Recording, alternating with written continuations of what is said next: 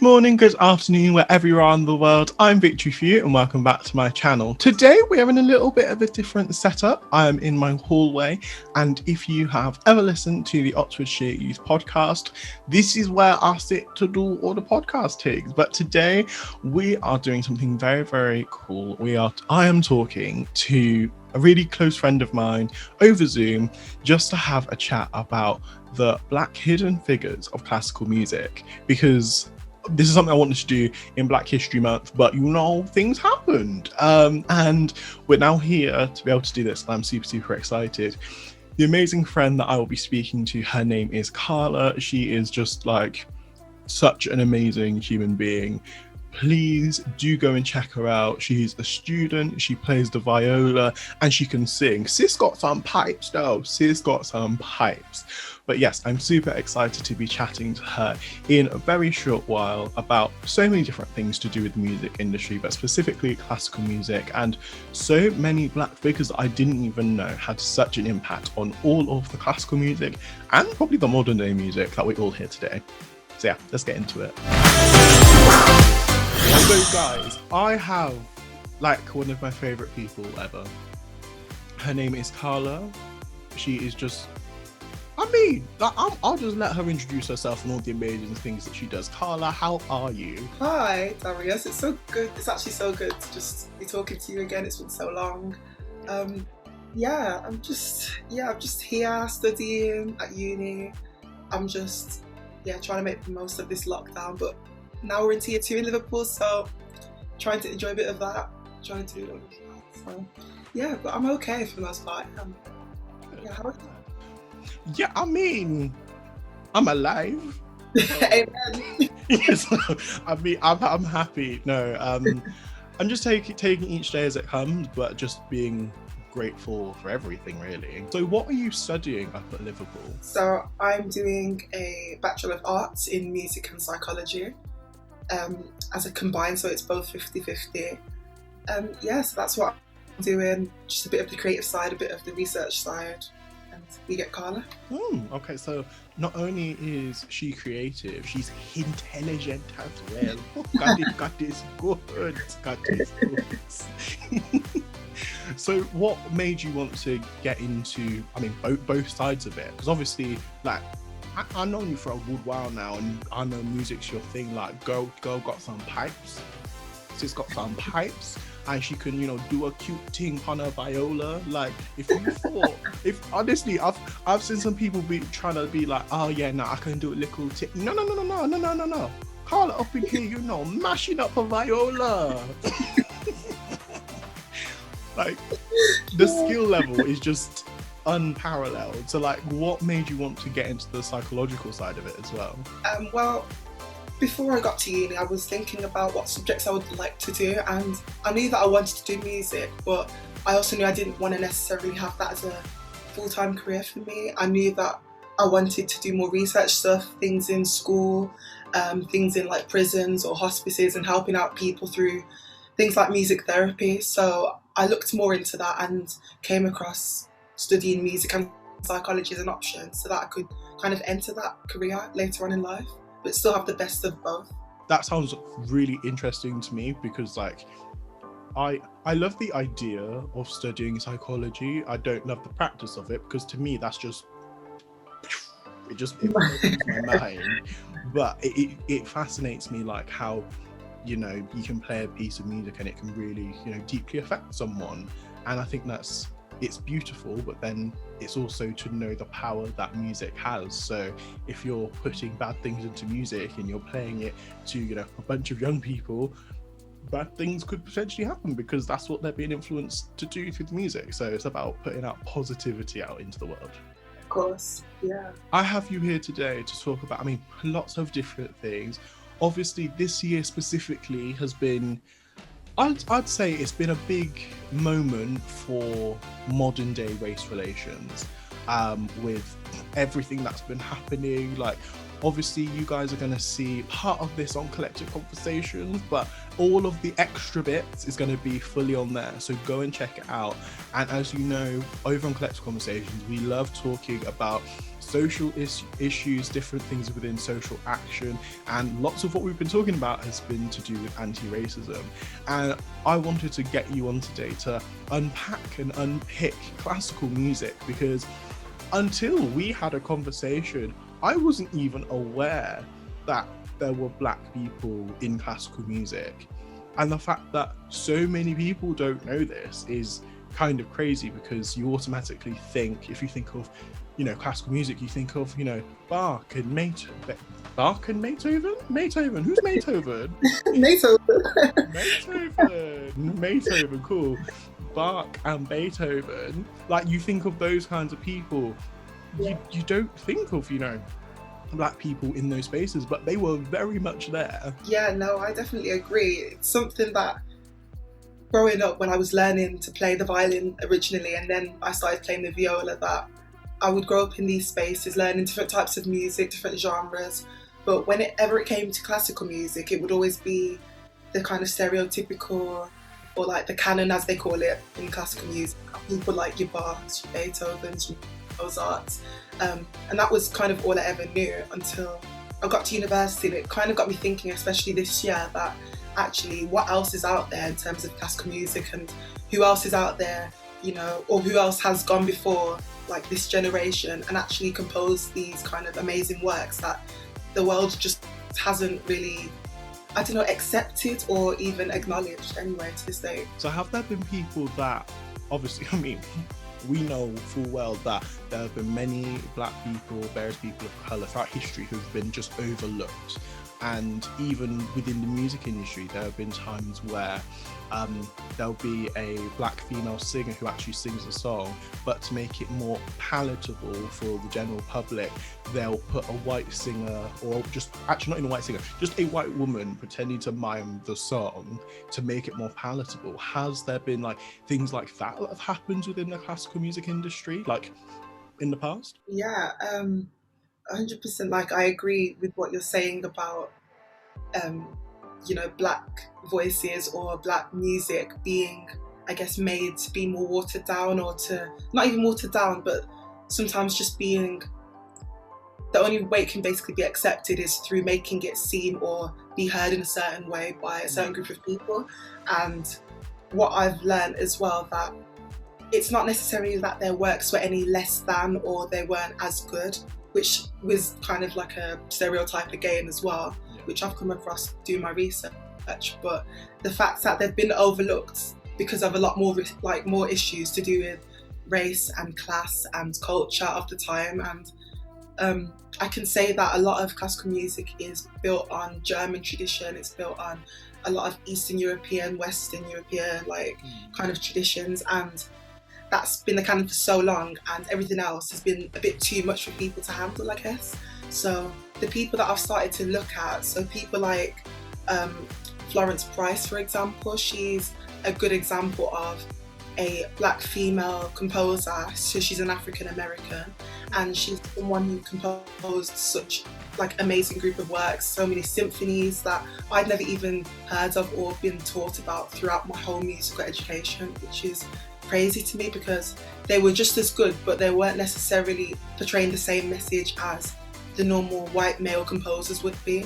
And for some reason, in like the Western classical tradition, that was seen as something that was too unusual to be accepted by the wider audience. I mean, that's interesting, but then also, like, thinking about it now, it's sad because so much of that kind of ideas hasn't really changed that much, because it's like you will see, you know, for example, Black women in positions of power, and there'll be lots of people who'll be like, well, she's a bit too loud, or, you know, she's a bit too this, or she's a bit too that. And it's like, well, no, she's just herself, and she's, you know, standing up for what she believes in, or fighting for the rights of, you know, not only her people but everyone. And I feel like it's often those voices that are made to be silenced, which I think is wrong. And I think this is why it's so important to be having conversations like this, because I mean, firstly, I've learned so much, and I think it's like people watching this, I hope it's like really is a learning curve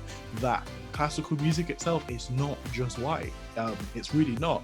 And also I want to put in there, it's not just black either. Like, I'm sure there are loads of other races involved in, you know, the creation of classical music as we know it today. And I think with us not knowing that, not that it's anything to do with, it's not our fault that we don't know, we just weren't taught it, but the fact that we weren't, you only see something in a certain way. It's like with history, for a long time, I genuinely thought that black history started with slavery. I didn't even realise there was stuff before then, and then obviously I was educated and, you know, found out more things. But if you're not taught those kind of things, you can't like grasp it, and I think that is quite difficult. Like, what has been like the most empowering thing for you whilst looking at all of these amazing black composers? I guess it's knowing that there are people that have kind of composed and written music and played classical music before me and are still doing it in the 21st century, which it inspires me to actually go after, you know, more in my life and actually not just settle for just being another black female artist in 2020. Or like, there's nothing obviously wrong with any genres of music, like all of them are so brilliant, so amazing in their own way. It's just something that I've realised, that I've just come to this realisation that there's just not many people that look like me, you know, conducting orchestras, or they're writing musical works for like the BBC proms, or it's only something that's recently come up. And it's just, yeah, like I said, it's been so inspiring to see people who look like me just in those spaces and occupying those spaces and just being influential. Even, not even talking about like African American history, but even in the UK, there's so much rich black history in terms of classical music. Like, there's Samuel Coleridge-Taylor, he's like someone who's only recently really been acknowledged for his music, and actually people have started to realise that his musical potential was so far behind, like beyond his years. And it's just like, instead of comparing people to each other, it's kind of just understanding that music is a multicultural and diverse just like part of people's lives. It's not, like you said, it's not as easy as it being black and white, but there are Asian American composers I've come across and people from so many different ethnicities and nationalities writing music, not just what we're taught. And I just think what I've just learned is that a lot of people are kind of scared to step out of what they know because maybe it's never going to be as good. But I think it's just something that we just have to keep researching and keep, you know, educating ourselves about. See, I think that's brilliant, because there's been lots of talks recently about, you know, music and the music industry, the awards industry, specifically with the Grammys. And I find that what you just said really, really interesting, because obviously being within those spaces and, you know, seeing, I guess you only see one kind of archetype of how someone is, air quoted, meant to be within that industry. And I was thinking recently, specifically with like the whole Grammys conversation, should we still be putting kind of all of this celebration and accolades behind these kinds of award shows that were never built for, I guess, people like us? So like the Music Academy was initially founded by a bunch of white men. So as it progresses, that mentality and thought process is still there. And as you said, like, people are creating things that are way beyond their years, no matter, you know, their race, background or anything. And certain people just are not ready for that. Do you think, or how much do you think racism still has an impact within not only the classical musical industry, but like the music industry as a whole? How much of an impact do you still think it has? I think it still has such a bigger effect on people and their opinions than society is even ready to discuss or even realise.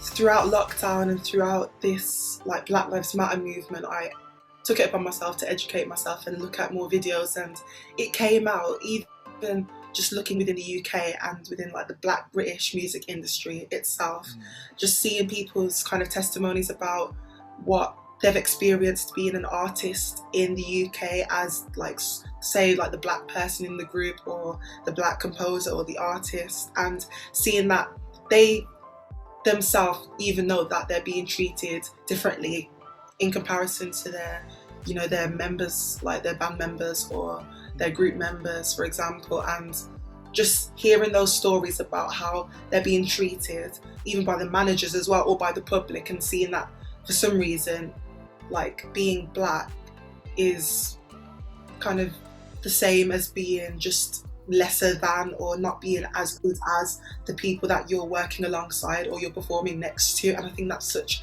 a sad stereotype as well. And it's so evident, but it's also very subtle in this country. So a lot of people don't think it's racism, but for example, I saw an interview with Fleur East, and she was saying that she was told so many times to straighten her hair, for example, to be more appealing to the general population, and things like that have been such massive stigmas within society even today. And, you know, things about even Beethoven when it came up during the whole movement as well, saying that, you know what, he might have actually been a person of colour, and seeing how that might have been hidden without history, because he himself may have knew that to be presented as someone of colour may kind of mean that he's less than, or he may not ever be recognised as someone who is as good as Mozart or Bach or, you know, Mahler, or there's so many other amazing people that, you know, I could go on talking about. But I just think that the fact that that's even a conversation just highlights how much, you know, stigma and stereotypes there is within that community and within society today. I think there's an orchestra, I think they're called Cheneke Orchestra. Yeah. I failed, but I tried. It's okay. So do you think with more, you know, orchestras like that, do you feel like it's starting nowadays, you're starting to see more of an acceptance of people of colour within the classical music scene? The Chineke Orchestra, the woman that actually founded it, she's like, so it's such an amazing inspiration to see someone like that actually stepping out and seeing that Europe itself even needs not necessarily an all black or exclusive orchestra, but an orchestra that actually promotes diversity and just difference in the classical music sector. And I think it's so amazing that that's even become like a phenomenon today, and it's something that I would love to be a part of at some point, or something that I can even look to even go and to watch a concert or something, just like post lockdown obviously, but hopefully being able to go and see that live and just see how bringing a community of people of colour together alongside their white counterparts is just proving that music is just as diverse, and it should be portrayed that way as well to anyone who wants to listen and anyone who wants to see it. I even saw a quote that said that the keyboard, for obviously a general music instrument, is filled with black and white keys, and that it's kind of a symbol of people actually working together to just make amazing music and just, you know, be together. So amazing when you think about the keyboard or piano, it is they're all working together, because it's I think if you just played on the white notes all the time, you wouldn't be able to get all of the kind of creative and interesting sounds that you have. But then without, you know, the white notes, there wouldn't be all of the various different sounds that we're used to hearing as people. We're used to hearing throughout various genres of music. So I think that was deep. That was deep. When looking at different people, whether they're modern day, whether they're from the past, who are your biggest inspirations? Oh, that's such a hard question. I just like so many people. That's such a hard question. Well, I'd say for modern day people, there is a woman who's basically known as classical bass, so she's called Ezina. I think I pronounced that right anyway. And there's that viola kid, I think his name is Drew Ford. So there are quite a lot of black artists playing classical music and mixing the classical traditions with the new kind of hip hop, and just mixing those genres together and showing that actually we're just as much a part of classical music as anyone else.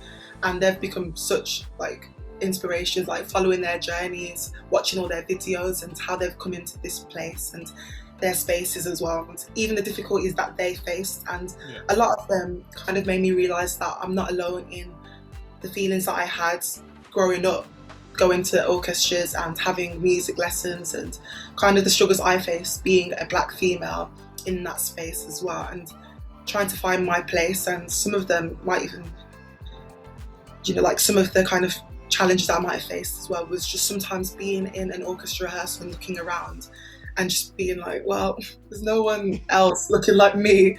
Or I just sometimes wish that I had more people that I could connect with on that level that weren't necessarily like from one place in society, if that makes sense, or there wasn't just one different community. I just felt like it was sometimes them and then me, because I'm someone who would go to church on Sunday, I'd listen to gospel, I would sing gospel, I'd sing, R&B and all these different types of music, like soul and stuff like that, but I would love classical. But there was no one around that actually liked the same kind of things as well. It was either like church music or it was classical only. And just, I did definitely wish that someone else kind of connected like that as well.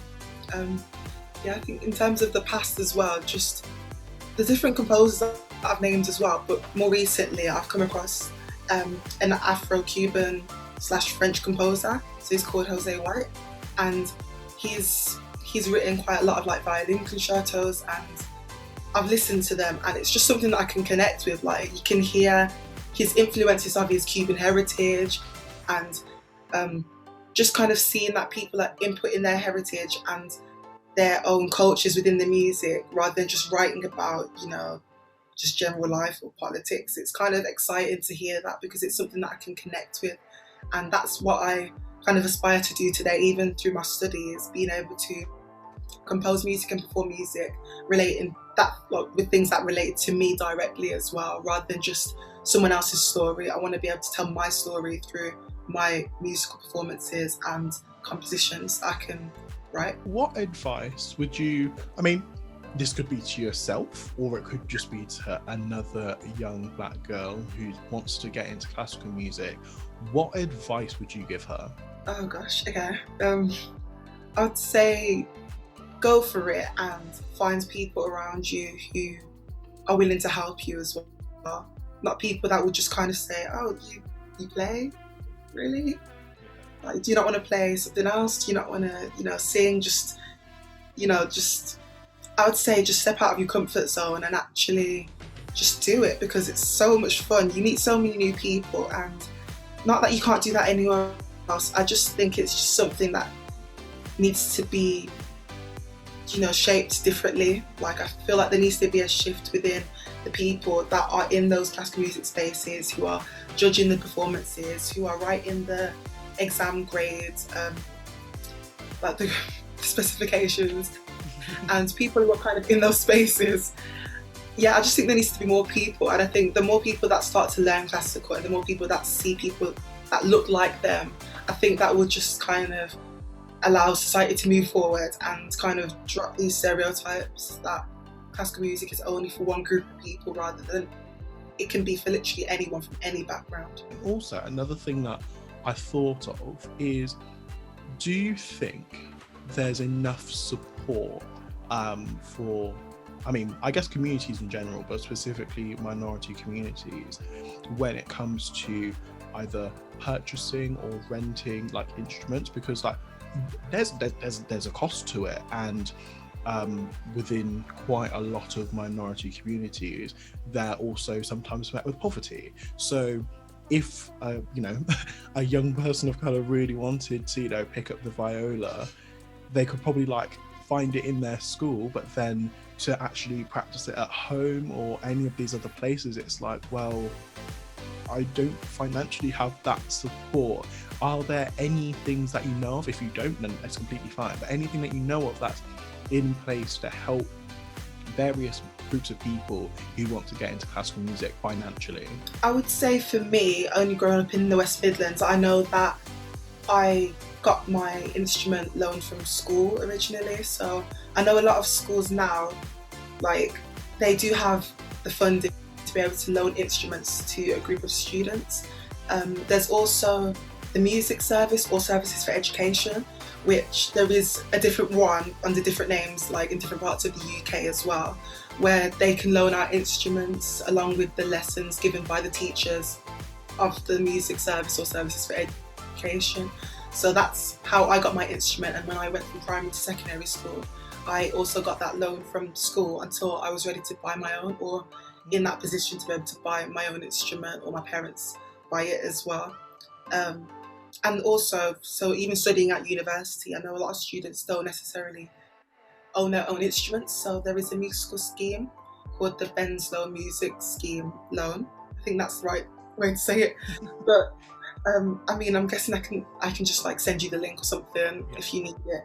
But it's something that your teacher can basically give you a reference, and they can just say what grade you're at, like what size instrument they think will be good for you, what you've done up to this point, and what kind of performances, what have you been involved in, why do you basically deserve this instrument. And instead of paying like thousands of pounds for these instruments, because they are really expensive, you can get it for about 10% of the normal cost of an instrument, just so you can loan it on a yearly basis and just be able to play quite professional instruments that are worth thousands of pounds. So even the one I've got now is worth like over 5,000, but I'm not paying nearly that amount of cost for the instrument because my teacher was able to recommend me for the scheme, and I'm able to get like a loan on it. I guess it's a student loan, so they allow a lot of students to go to university, use expensive instruments, and then just keep up with those kind of payments every year, they're really cheap, which is really good. So yeah, that's a really good thing that you should ask teachers for, or music teachers for, if you need it. That's fantastic, especially because, like, as you said, it should be accessible to everyone, like literally everyone. So the fact that things like that are in place is extremely helpful. Now we're gonna take it back a little bit. So I have known you for, it feels like for life, but I know I haven't known you that long. I feel like I've known you since like 2013, 14, 12, around that. I want to say something like that. Yeah. So like we're just like, wait, shame, we're old, like. I know. Like, what, was it really that long? Am I really that old? Oh gosh. But like, so when we met at a church camp, and it was literally the best thing. It was funny and emotional, and like just everything. The music. You can hear it in my head. I'm just going to. But like it was like amazing, and I feel like those kinds of spaces, specifically like it was predominantly black people all in this space, it's really, really comforting. So to have, I guess, something like that, whether that's for classical music, I think that would be like amazing to have something like that. But I'll just go and bring up, just a memory. just this one memory. So there was this time where Carla and we were dancing so much, and the sweat that appeared, not even just on our brow, but like just all over.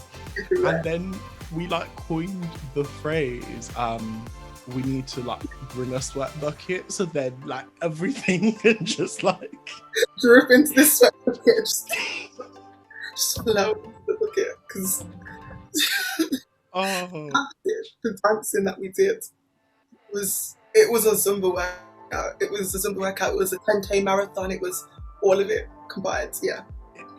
Genuinely, it was one of those moments that when you're with someone and you literally, I feel like it was I felt like a good few hours we were dancing for. We probably weren't, but it felt like it. Once you've had that experience with someone, you're bonded for life. It's just like, yep, best friends. because it's like they have literally seen you at your worst, like literally looking like you've just come out of the sea. And then after that, they're like, oh, and we're still friends. Cool, this is great. We're friends for life now. You're not lying. You're not lying.